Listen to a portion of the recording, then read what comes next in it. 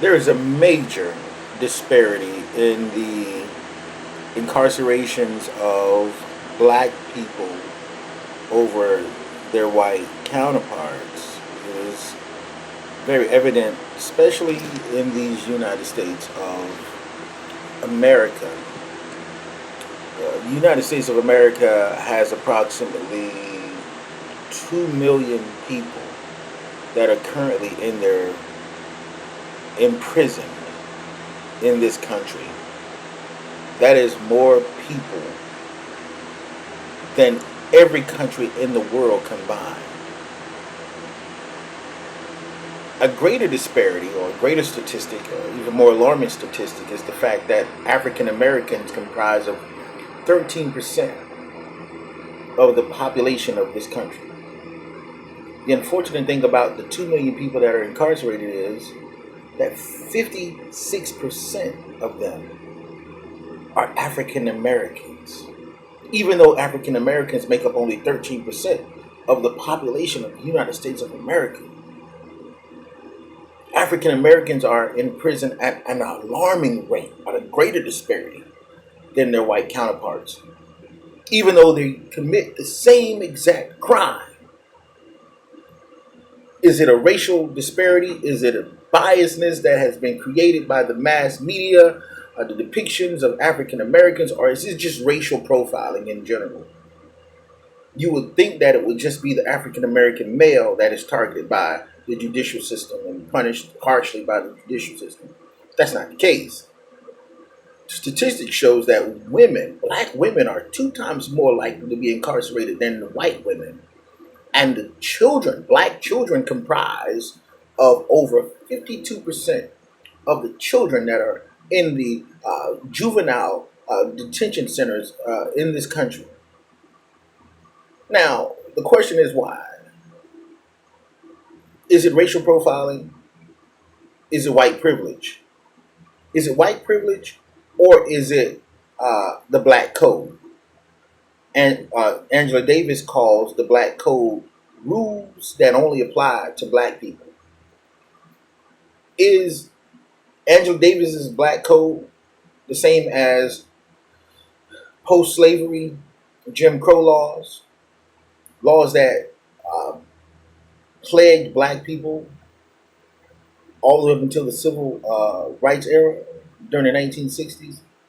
They're very similar because the black code by Angela Davis states that only certain laws, certain rules applies to black people, whereas Jim Crow's laws said the same exact thing.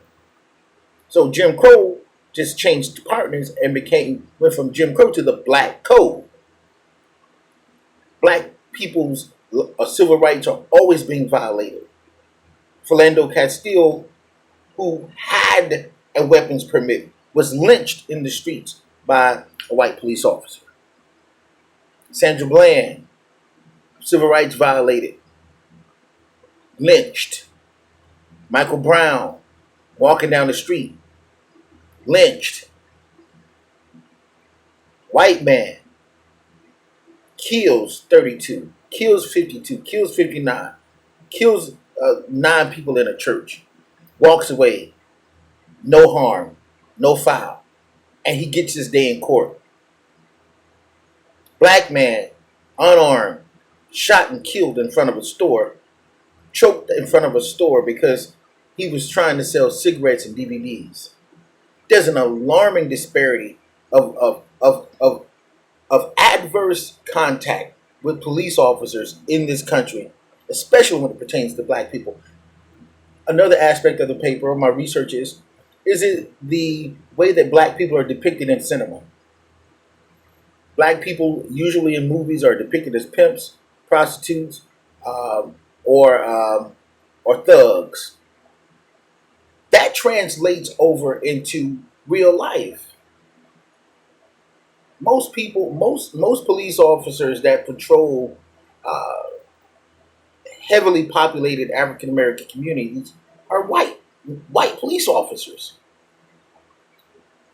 They come into and police officers, and don't get me wrong, from a viewpoint of the police officers, I understand that they have to do their job. They have to do their job. And being an ex-military person, I applaud their work. I applaud what they do. It's not the majority of the police officers that are unjustly performing their services to the communities, their human services to the community. It is the small percentage that are biased and that are prejudiced and have racial biasness towards black folk. They're targeting black people. As a matter of fact, 1986, the war on drugs, there was a uh, face given to the war on drugs created in 1986. That face that was created on the war on drugs was blackface. The disparity, cocaine versus crack. Cocaine was a white collar drug. Crack was an urban drug. The minimum sentence for cocaine, 6 months to a year first offenders. The minimum sentence first year for crack cocaine, 5 years.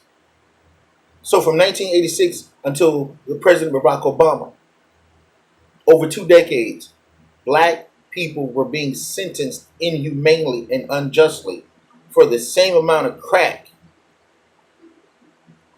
that their white counterparts had in cocaine. So if you had 1 gram of cocaine compared to 1 gram of crack, you may receive punishment in the form of probation, maybe 6 months. Minimum sentence for crack, 5 years. So for 20 years, blacks were incarcerated and 6 times more than whites for the same offenses. That's why the judicial system is inundated with blacks. The Fair Sentencing Act imposed by Barack Obama in 2010 reduced that. He wanted to eradicate it 10-1. Congress said, well, no, 18-1. But it did not affect those men that were already incarcerated, those black folks that were already incarcerated. They're still incarcerated inhumanely and unjustly. Finally, we talk about the social system, social economic impact of an absentee father based on the criminal justice system. We talk about the social impact of the black families and the households without a mother there, without a father there. Children suffer and they're placed in foster care. They're placed in foster homes. They're placed in places where they never go. They're placed in day camps. They're placed in places that primarily rely on social programs. Social workers are assigned to these children. Social programs, WIC programs, food stamps. Children are being abused in foster care homes. Social workers are trying to find ways to place their children in these places. Social programs such as probationary officers and halfway houses and drug rehabilitation and counseling sessions through human services should be in place, not just out in the civilian sector, but they should be placed in prison systems as well. Most people go to prisons usually wind up junkies, get out junkies, because there's no rehabilitation in sight. African American community is harmed more due to the fact that they go to jail 6 times more, 5 times more than their white counterparts. Is it racism? Is it barbaric, inhumane treatment? Is it Jim Crow? Is it the Black Code? All that I know is that for the same crime that is being committed, black men are thrown into the abyss of the prison system, the abyss of jails, the abyss. And by the time they're too old, by the time they're able to get out, they're too old to be a menace to society. That concludes my video. I hope that this is helpful. Have a good night. Thank you.